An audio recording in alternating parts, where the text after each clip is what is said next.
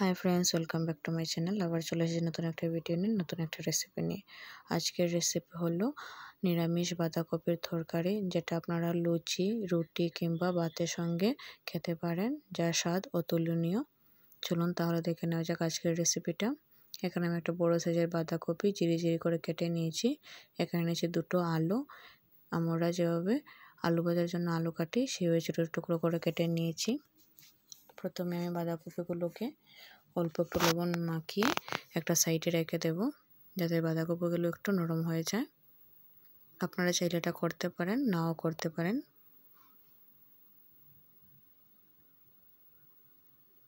এই যে বাঁধাকপিগুলো লবণ মেখে 2 মিনিটের মতো রেখেছিলাম। এবার এগুলো এইভাবে হাত দিয়ে জলটা বের করে অন্য একটা পাত্রে রেখে দেব।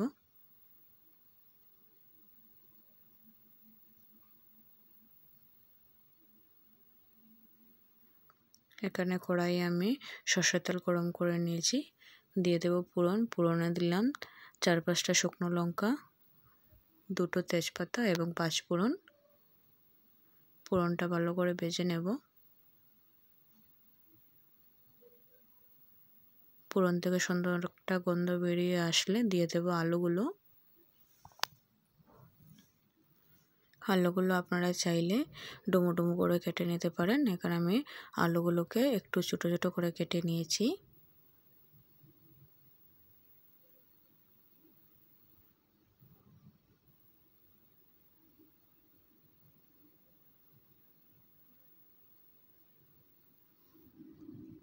আলুগুলোকে এবার ঢাকনা দিয়ে, অল্প একটু লবণ দিয়ে দিয়েছি, ঢাকনা দিয়ে এটাকে আমি লাল লাল করে ভেজে নেব।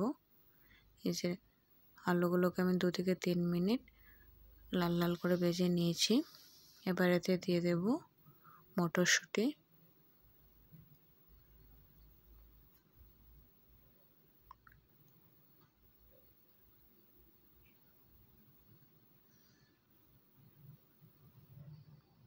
এবার এতে দিয়ে দেব 2টো মিডিয়াম সাইজের টমেটো কুচি।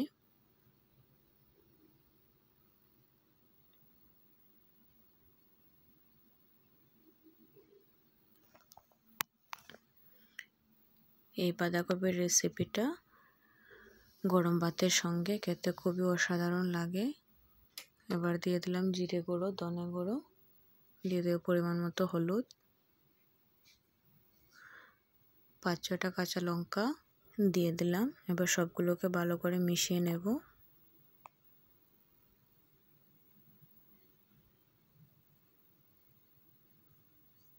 আরও 1 থেকে 2 মিনিট সবগুলোকে আমি ঢাকনা দিয়ে ভেজে নেব, যাতে মটরশুঁটি এবং আলুগুলো 80% কুক হয়ে যায়। এই যে আরও 2 থেকে 3 মিনিট আমি ভেজে নেওয়ার পর এবার দিয়ে দেবো বাঁধাকপিগুলো।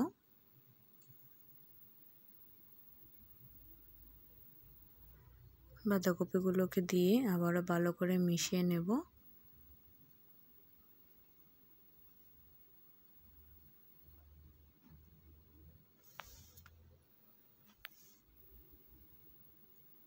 সবগুলোকে ভালো করে মিশিয়ে নিয়ে ঢাকনা দিয়ে আরও 4 থেকে 5 মিনিট রান্না করে নেব।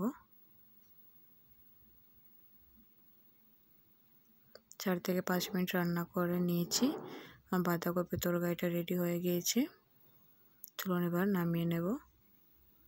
গরম গরম ভাত কিংবা রুটির সঙ্গে পরিবেশন করুন, যার স্বাদ খুবই অসাধারণ। আমার চ্যানেলটি সাবস্ক্রাইব করা না থাকে সাবস্ক্রাইব করার অনুরোধ রইল। আজকের ভিডিওটা কেমন হয়েছে অবশ্যই কমেন্ট করে জানাবেন। দেখা হবে নতুন একটা ভিডিওতে, নতুন একটা রেসিপি নিয়ে। ততক্ষণ সবাই ভালো থাকবেন, সুস্থ থাকবেন।